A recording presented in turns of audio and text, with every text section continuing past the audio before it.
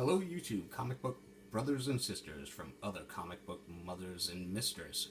This is the KMN 1971 coming at you with my third comic book haul video. I hope everyone is having a good Batman Day, and in lieu or honor, whichever, of it being Batman Day, I figured what better way to kick off this video than with some good old-fashioned Batman back issues.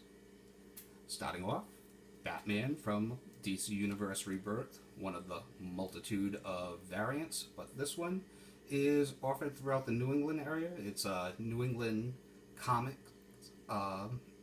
their variant, their store variant.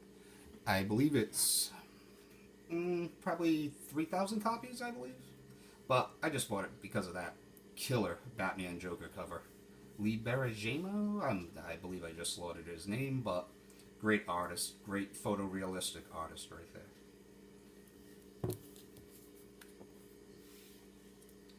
Batman number 359, early Killer Croc appearance. A little bit of tanning on the top, but I'll take it. Good price, good early issue. Batman 363, first appearance of Nocturna. I wish they would bring this character back. She was pretty interesting during the 80s, and seeing that, I believe that she's a vampire now, I think she would provide some interesting storylines.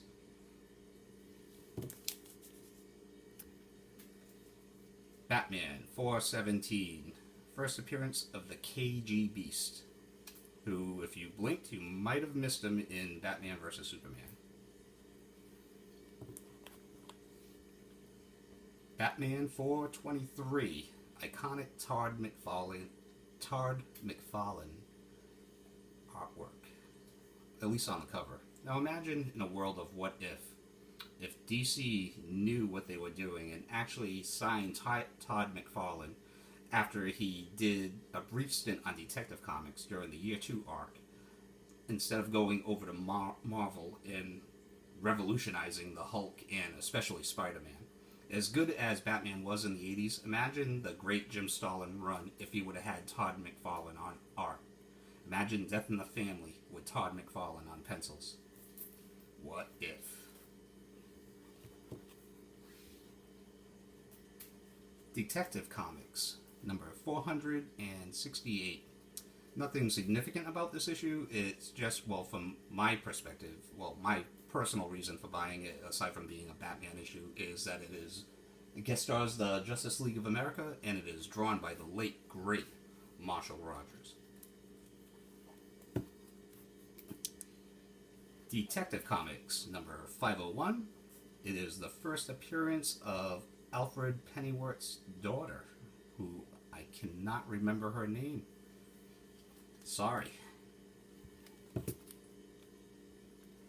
Detective Comics 510. The first appearance of the first modern appearance of the Mad Hatter.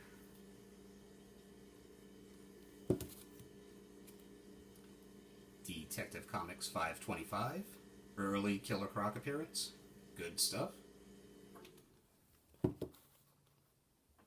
Detective Comics 532.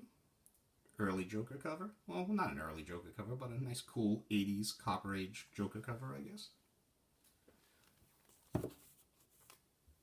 And Detective Comics 566, the Rogues Gallery cover.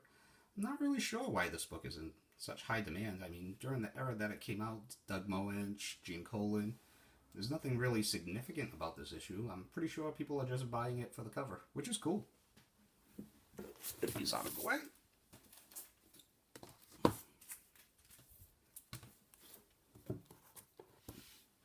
Titans, number 29. I'm not sure if you heard or not. Well, I'm pretty sure everyone heard.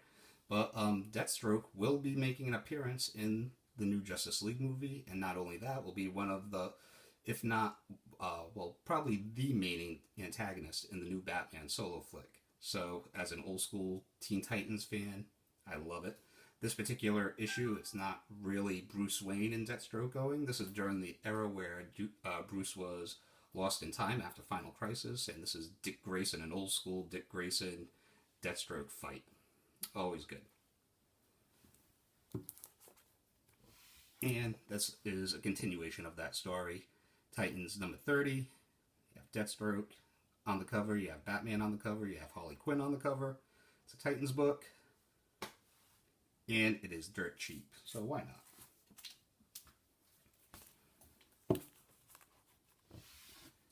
Wonder Woman number 63. I just bought this because this is a continuation from the Wonder Woman special from, I believe, somewhere in the 90s.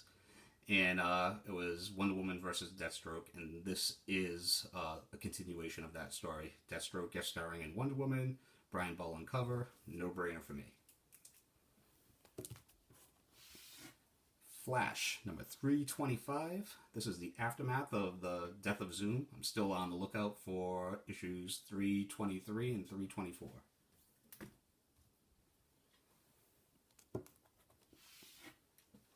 Power Girl, number 27. Outstanding cover. Last issue. I have a thing for last issues. And she's a great character. Who doesn't like a little Power Girl?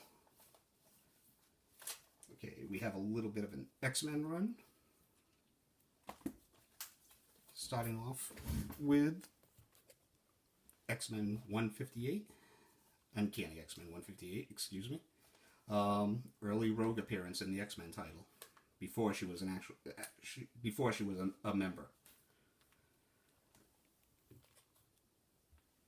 X-Men. Uncanny X-Men 201. This is the first appearance of Lil Baby Cable. Lil Baby Cable. Uncanny X-Men 222. Just a classic Wolverine versus Sabretooth cover and story. And Uncanny X-Men 229. The first appearance of the Reavers, who I believe are supposed to be making an appearance in the next Wolverine movie. I'm not really sure.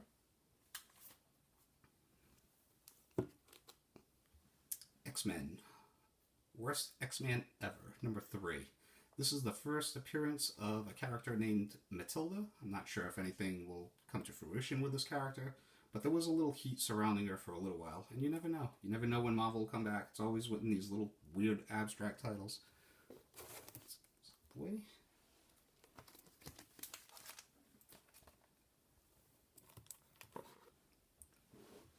Uncanny X-Force, number 4. I love this run.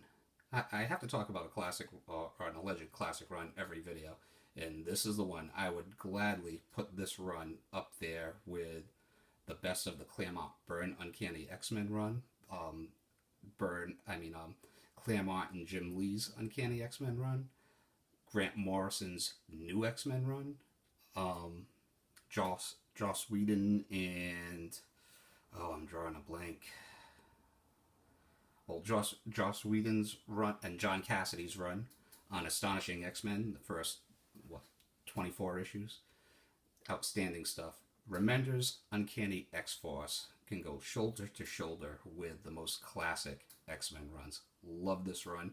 This is the only issue, aside from variants, of course, that will run you a little bit of money. It's still, I don't know, between a $15 and $25 issue, but I love it. Great run.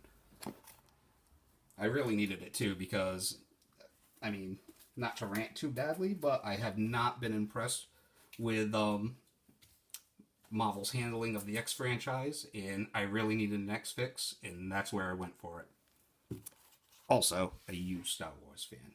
So, Star Wars number 7. This is the first expanded universe story.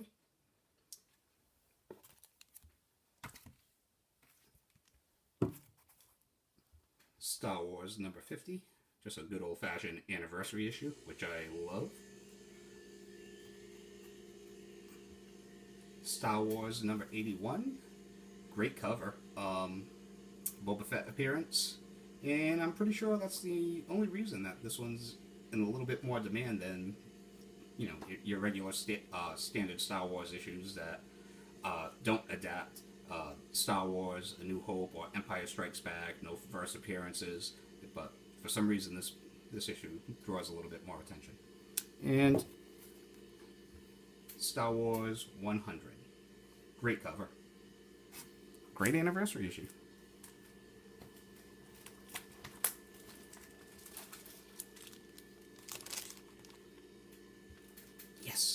Sandman number 2. Love this series.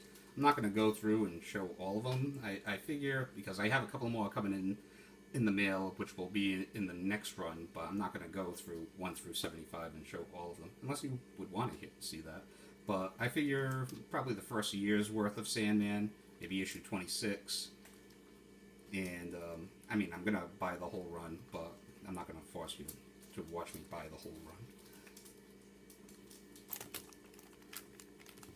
Still on my Silver Age Brave and Bold Neil Adams kick. This is Batman and the Creeper, Brave and Bold number 80. And I hate the Creeper, I have to say. It's just one of those characters that I just cannot stand. I just can't stand him. Do not like the Creeper. But great Neil Adams artwork once again. Silver Age Batman, no brainer as far as I'm concerned. Now for some variants at a cheap price. Now all of the... Alright, let me just put this one down first. Original Sin number 1, Dell Otto variant.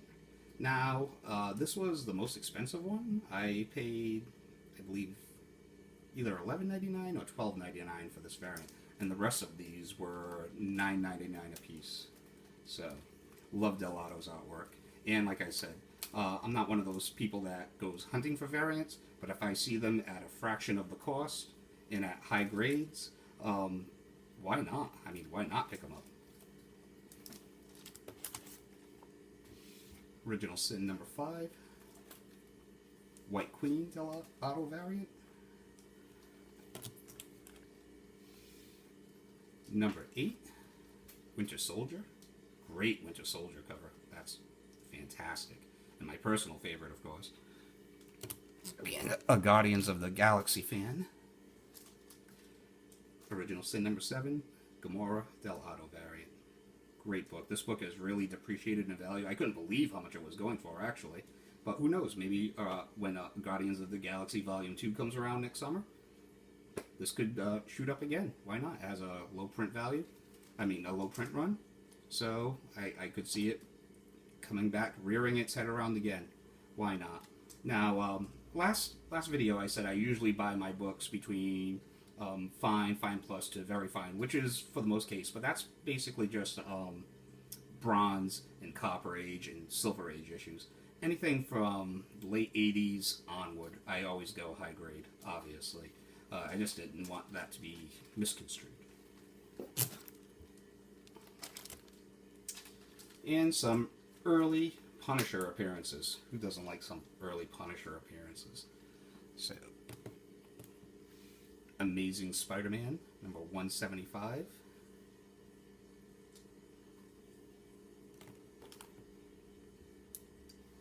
Amazing Spider-Man, 174. Love how the color pops off that issue. Oh, I was going way out of order here. I don't know what happened. Fell asleep behind the wheel, sorry. Amazing Spider-Man 162, guest starring Nightcrawler. How does this cover not scream out at you? You have the Punisher, you have Spider-Man, you have Nightcrawler. I mean, if this cover doesn't call out to you, we are in the hobby for complete opposite reasons. And lastly, Amazing Spider-Man 135, second appearance of the Punisher. And with that, I believe I have the Punisher's maybe first half a dozen or so appearances, which is great.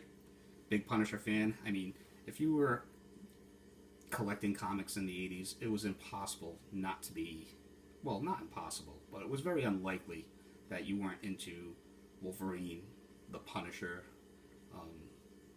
Teen Titans, Batman, and a multitude of others, but those were some pretty big franchises back then. So that's all I have for this week. I hope you all enjoyed it. I hope it was infotaining. That's what I strive to be here. Infotaining. And have a little fun, of course. Have some fun with the hobby, and that's what it's really all about. So until next week, this is the KMN 1971 signing out. Have a good one.